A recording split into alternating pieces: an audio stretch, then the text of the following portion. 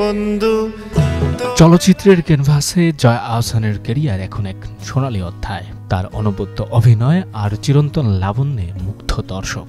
তবে এবার পর্দার বাইরে ব্যক্তি জীবনের এক গোপন কথা তিনি সামনে এনেছেন, যা এতদিন ছিল অনুমানের বিষয়। অনেক জল্পনা কল্পনা অবসান ঘটিয়ে জয়া জানান, তার জীবনে এমন একজন বিশেষ মানুষ আছেন যিনি সিনেমা জগতের কেউ নন।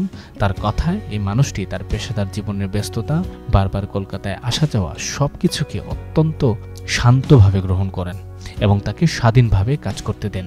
তাদের সম্পর্কের ভিত্তি কেবল প্রেম নয়, তার চেয়ে বড় হলো গভীর বন্ধুত্ব। এই মানুষটির শান্ত স্বভাব জয়াকে এতটাই মুগ্ধ করেছে যে তিনি তাকে ভালোবেসেছেন। একদম পছন্দ করবে না, তুমি ভূত না হলে আমি দেখতে পাচ্ছ কি করে? কিন্তু সম্পর্ক যেখানে বিয়ের পথে এক ধাপ, সেখানে জয়ার মনে কাজ করছে এক অজানা ভীতি। তিনি বলেন, বিয়ের ধারণাকে তিনি সম্মান করলেও এখনই বা ভবিষ্যতে তিনি বিয়ে করবেন কিনা তা তিনি জানেন না। তার মনে এক ধরনের ভয় কাজ করে, যা তাকে সিদ্ধান্ত নিতে বাধা দেয়। জয়া নিজেও মনে করেন, সম্ভবত তার অতীতের কোনো তিক্ত অভিজ্ঞতার কারণই এই ভয়ের জন্ম।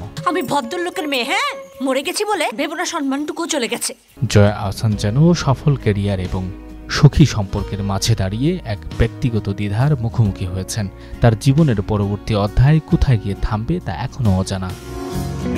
সঞ্জয় দত্ত, যুগান্তর নিউজ।